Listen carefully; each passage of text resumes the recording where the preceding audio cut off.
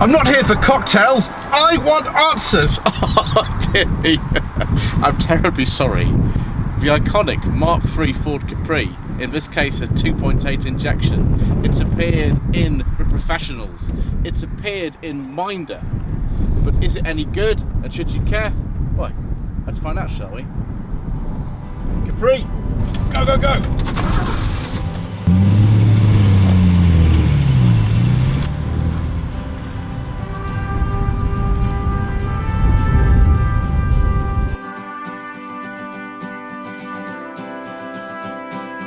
Here we are with anchors tying us to what we'll call home, even if the side of it has not yet touched our eyes. And here we are and we're together, even if we are apart. And we're together when we're together, something big is happening among us. It's not as if we don't have to deal with our shortcomings. It's not as if we don't have to watch. So welcome to the home of Ford in Essex, and another episode of Tweed Jacket Reviews. Today we're filming this amazing 1982 Ford Capri 2.8 injection. This is a very special car because this is in a very rare colour called forest green, and it's a single tone forest green car, which is even rarer. We're very privileged to have been offered this car by Simon, who works at Langley Prestige in Chelmsford, which is just near where we're filming. So thanks, Langley Prestige. Langley.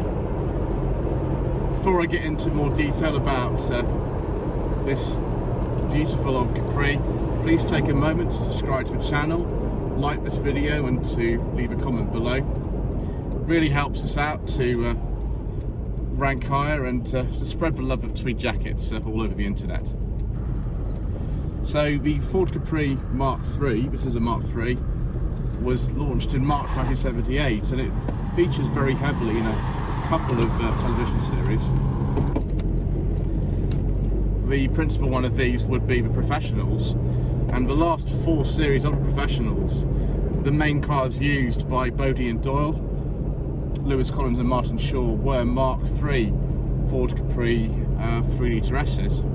In the first 2 series, there was a car that carried the false plate of UOO303T, and actually that was 2 different cars. In the second series it was VHK495S, and then in the third series it was COO251T. By the time they came to making the 4th series of Professionals, they actually decided that they wanted to have Martin Shaw and Lewis Collins driving the same car. The Ford RS 2000, the Escort RS 2000, by 1980 was about to be replaced, so they switched the RS 2000 for another Capri. That was in what's called Solar Gold, and the number plate of that was OAR 476V, although actually when you look at it on screen it's OAR 476W. The Strado Silver Capri that looked almost identical to the last 2 Capris that had been used, given to Lewis Collins, was OCW 827V, but on screen that would be OCW 827W. For the last series of Professionals, they actually had 2 further cars. Martin Shaw had a car that was in Tibetan Gold. That was VHK 11W, and then Lewis Collins had one that was Strado Silver, like all the others, VHK 12W. In Minder, the third series of Minder, there is Ford supplied 1.6 GL Capri MJN 401V. That's kind of like a sort of goldy colour. I'm not exactly sure what gold colour that is. And then in further series there's a Capri 1.6 LS. We don't know exactly what year that is because it wears a false plate, EUC 223V. And And funnily enough, in the second episode of Minder, which is called Bury My Hearth at Walford Green, there is a Capri 1.6S CO2490, very clearly related to the car that was used in the third episode of Professionals, but it looks exactly the same colour, but that's not a 3 litre S, that's a 1.6 S. With the Capri being a very popular car in this country, and not just, you know, with television shows and things, it actually has had so many trim levels, it's unbelievable. There's so many engine options and trim levels that I can't possibly go over all of them. In fact, there's numerous special editions as well, the Cameo, the Calypso, all that sort of stuff. But we'll start with the power outputs of the engines. When I was doing research on power outputs for a Capri, it really does take a long time to sort of consider all of them, but we'll do our best. Base engine was a 1.3 litre, I believe the Kent engine, that developed 60 horsepower or 72 horsepower in a GL. Then there was a 1.6 Pinto engine. This had a variety of power outputs, 68 with a low compression engine. Standard would be 72, that would be a little bit like the one that you'd find in Minder in that third series, and then in the S that developed 90 horsepower. Next we come to the 2 litre engines. There was one that wasn't really sold in this country, which was a 2 litre V6 Cologne. That was a bit pointless really, because it only developed 90 horsepower. The 2 litre Pinto that was also sold but more widely was 99 horsepower. Then we come on to the lovely big engines. The 3 litre V6, which is the car used in Professionals, standard form, that was 148 horsepower. Above that you could get the GP1 pack, I think that was 170 horsepower, and right at the top would be the X pack, that was 185 horsepower. Later, in 1981, they got rid of the Essex V6 and they switched to this 2 litre, 2.8 Cologne V6, and in standard form this develops 158 horsepower. If you got the Turbo Technics version, I believe that was 185 horsepower, and then there's the mad Tickford Turbo that developed 205 horsepower. Absolutely crazy power outputs to some of these engines, and you know, driving this car in the lanes of Essex, it does feel like it wants to go. And I'm just aware we have got a leaf spring in the back in terms of the suspension, which you know, isn't always the best really, but it so far it seems okay. This 4-speed gearbox, it's got really long ratios in it. I'm very impressed with just actually how easy this car is to just burble along. It's got so much torque, it doesn't really matter if you put it in thirds or whatever. And I thought it was going to be a massive problem, the car would feel really bad at sort of higher speeds, but actually second is a really long gear, so you know, it's actually fine. Drive position is really good, we'll get into more of that a little bit later. The main problem I'm finding with this car is the brakes. They aren't very good. Simon did warn me before I came out that the brakes were not good, and he was not exaggerating at all. They are okay, they do stop the car, but they really do need a bit of a shove. And we haven't got any ABS or driver aids in this car, well, apart from power steering, if you consider that to be a driver aid. So I wouldn't really want to rely on this for an emergency stop. I'm very glad we've got a dry day today, that's all I can say. Of course, behind the camera for most of the segments in here, we've got the legendary Mr. Franks, Tweed Jacket Reviews co-founder, and somebody who is excellent at videography. I do recommend checking out his website if you need professional photography and video services. And you'll see we've really actually gone to town today and making this car suitable for the 2000 subscriber special part 3. Obviously in part 1 we looked at that Escort Mark III 1.3L. that was owned by Callum. The second part of this was another Capri, Dan's Capri, which is a very similar car to this but a different colour. And today Simon's very kindly let me drive this Pride and Joy. This is a very similar specification, there's minor differences, but a car like this probably I think is worth somewhere between £12,000 and £15,000. You know, Capris can be worth a lot more than that. There are some of them that are worth, you know, up to £35,000 for a 280 Brooklands. In fact, let's talk about some trim levels to do with the Capri. One of the range was the L, the Mark III, then the GL, then the Gear, then the S, which of course is the one that you want if you want to be Lewis Collins and Martin Shaw.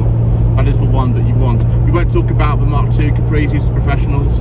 The Mark II is quite a similar car.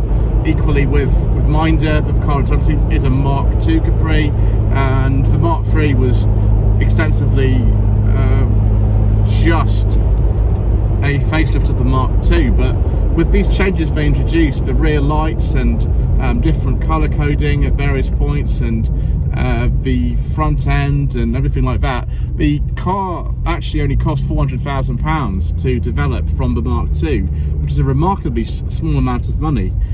And from the introduction of the Mark III in 1978, the car was kept in production until December '86, and that was really only for the British market towards the end. After November '84, the car was not sold anywhere other than the United Kingdom, which is an interesting thing, really. We just kept lapping these cars up. We couldn't get enough of them. We just lapped them up, and we loved these things. Apart from at the end, when the Capri 280 Brooklands was released, and we didn't really like them anymore. The thing was that you could buy a Sierra RS Cosworth or a Ford Escort RS Turbo for less or the same money as a Capri 280, and that's why people didn't want them. I know of one car that was registered on a G plate, even though production of Capris finished in December 1986. You want to see a Capri 280 Brooklands, actually Brooklands is just a nickname, they would just call the Capri 280. If you want to see one of those on the channel, then I've got an extensive walk around of an E-Reg one that I did about a year ago. Indeed, if you want to see lots and lots more Capris apart from Dan's one, you would have seen in part 2 of the 2000 subscriber special, then you can have a look at the video I made of the 50th birthday of the Capri at Brooklands in Surrey. It's a 45-minute video just looking at all the Capris at that show, and there were hundreds of the things. These are such iconic cars. I'm not just talking about, you know, only Fools and Horses, Professionals and Minder, but just generally in culture. And for years they were worth very little money. In 2003, Wheeler Dealers had a Mark III Capri as one of the first project cars they had, and that car was bought for several £100s, and you know, Ed China sort of messed the restoration up a bit of it, and it ended up, you know, losing money on it. But these days prices are on the rise, and even a laser, which, you know, is not the highest specification one, is worth a lot of money.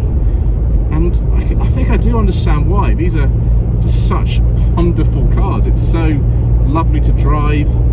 It's such a wonderful shape, even if it's not very space efficient, really.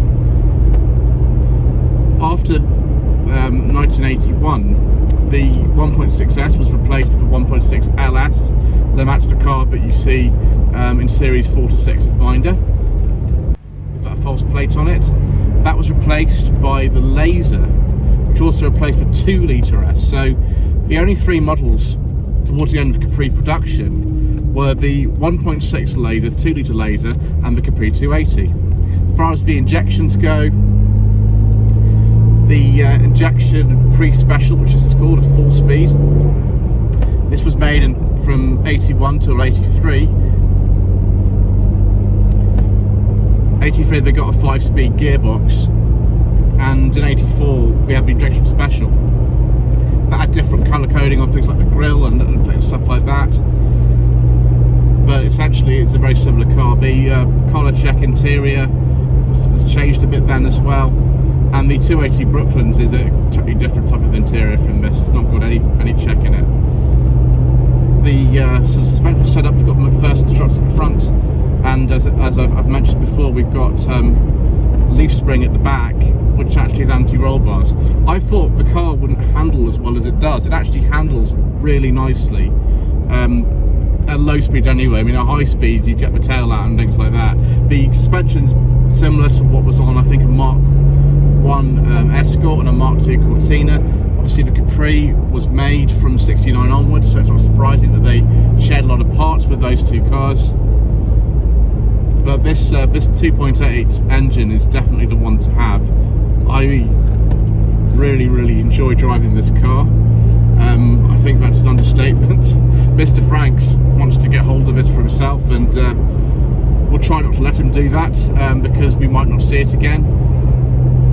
But it's just such an utter privilege to drive this, and I'm so thankful to Simon for giving me the chance to fulfill something that I've wanted to do on Tweed Jacket Reviews from the very start. And particularly after doing that Mark II Granada, that obviously Mr. Coleman, road mechanic, wanted to add a Capri to the portfolio, and we've finally done it, viewers.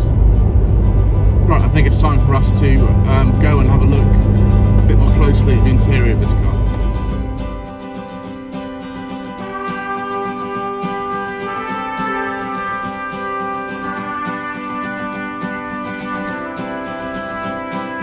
Here we are with anchors tying us to what we'll call home, even if the side of it's not yet touched down. Ever since the early days of Tweed Jacket Reviews, I've wanted to get a Capri on the channel, and we've had various Capris where we've walked around and I've ridden in, but this is the first time I've driven one. Was I disappointed? Well, of course I wasn't. This is a fantastic car. What do you mean? How could I possibly be disappointed with a Capri 2.8 injection? Anyway, let's curb my enthusiasm slightly and have a look at the Mark III Capri's more practical side and take a look in the boot.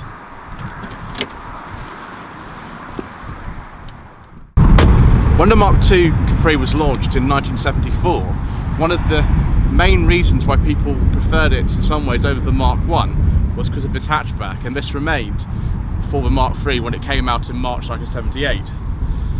Let's push this button here. It's quite a heavy tailgate actually. There's not as much room as you think when you first look at it. It's quite a long boot, but actually it's not very tall.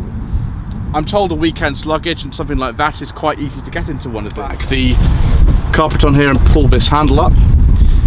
We've got some Gates belts in here. We've got this Pepperport alloy wheel, which is standard on this car. We've even got a reservoir for the rear wash wipe. There's the sticker for the build, dark green metallic, forest green. This is a very rare colour on this car actually. It was only made for, I think, the first year of production for 2.8 injection.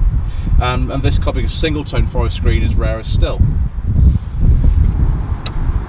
It's not the deepest boot in the world, but you can quite easily sort of lift things in and out of here. The least glamorous bag there, it's easy to lift things in and out. Because the car's so low, it doesn't really matter, the sill is very high. Obviously, iconic late 70s, early 80s Ford rear lamps, like on a Mark III Escort or a Mark II Granada. And yes, these bumper overriders, which of course you'd be thankful of if you ever have a knock in a car park.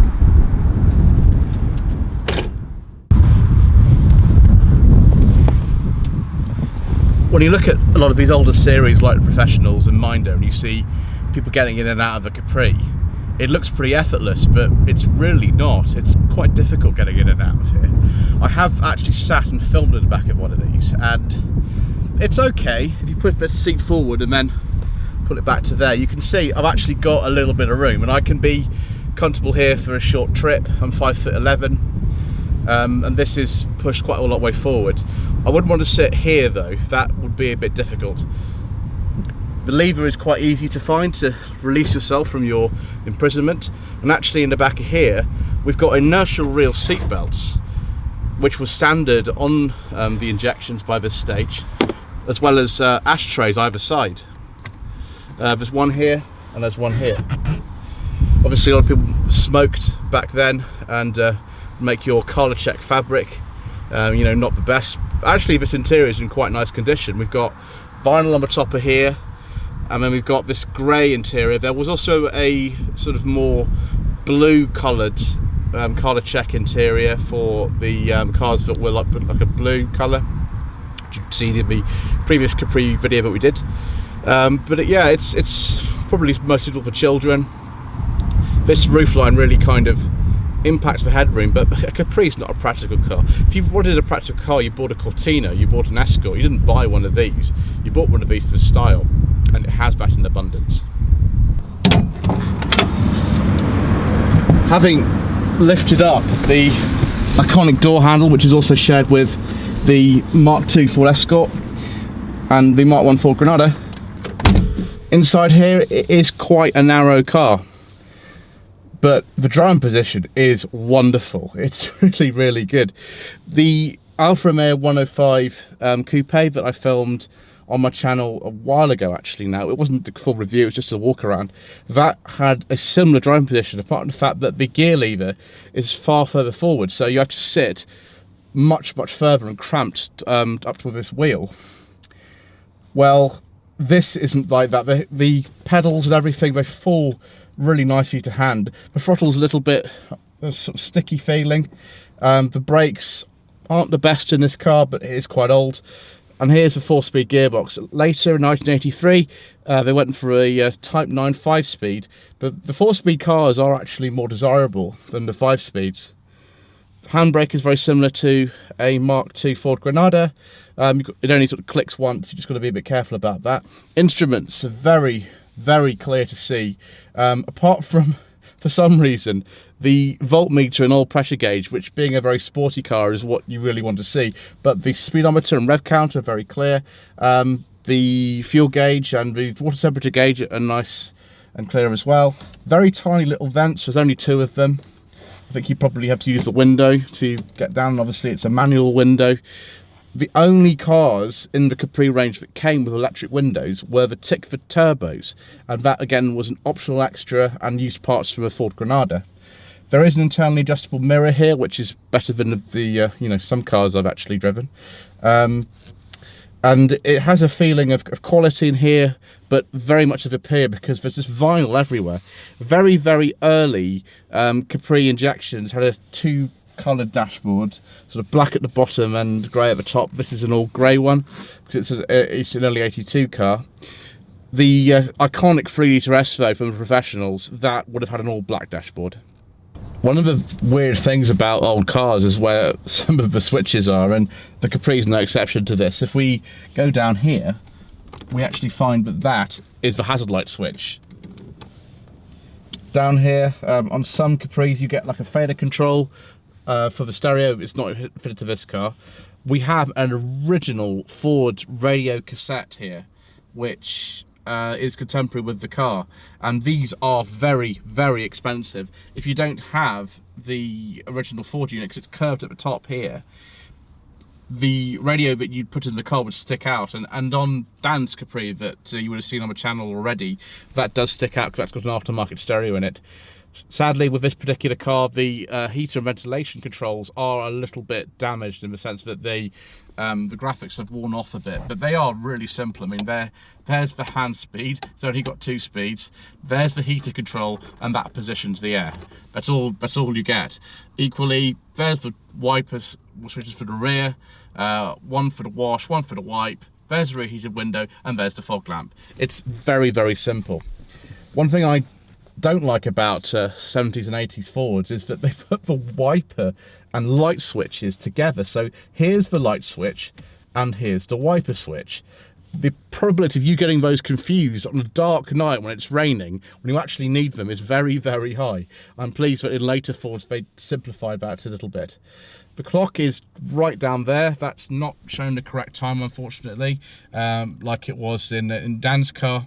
But it actually looks silly when you first think about it to have the clock right down there, but because the car's so low it actually comes quite nicely into your line of sight, and that's really all you need. I think on lower spec cars, we didn't have a rev counter, you'd have a clock up here.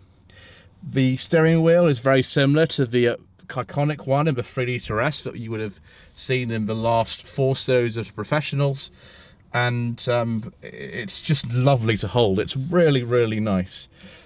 I really like this interior. I really like this car.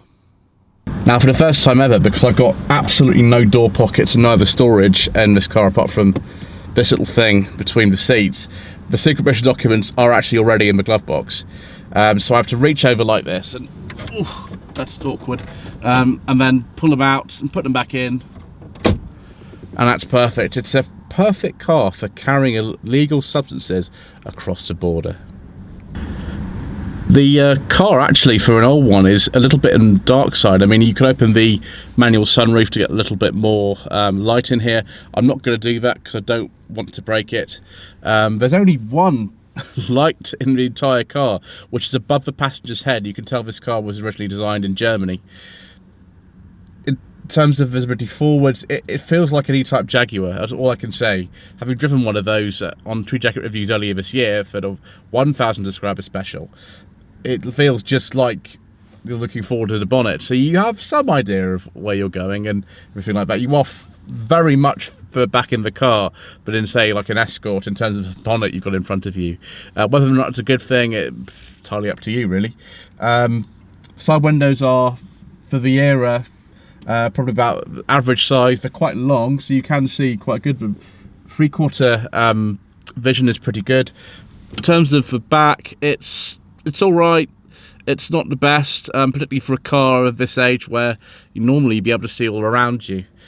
But when you're sitting here and you're driving it, you kind of forget about all these minor inconveniences, and you feel like you're Lewis Collins, which is wonderful. Well then, what can I say about this iconic Mark III Capri? It's certainly not a disappointment to finally drive this. I know I've been driven in one before. I know I've looked at various ones of these over the last 18 months or so on the channel, but to finally actually drive one, it's everything that I expected to be and more. Oh dear me, I'm terribly sorry. Accountants are supposed to be logical people. Mr. Franks! Mr. Franks!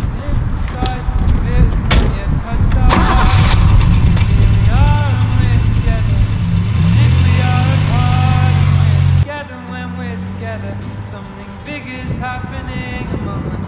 It's not as if we don't have to deal with our shortcomings. It's not as if we don't have. Thank you for watching this episode of Tweed Jacket Reviews. My name is Joseph Lloyd, and I find cars for people on a professional basis. To find out more, please visit my website or my Facebook page. Links are in the description below. Thank you. Words of good songs that we've not yet sung. And we're not worried about the future, and we're not guilty about the past. We're pressing on together, and it's a joy that will outlast these sorrows. And it's not as if we don't have to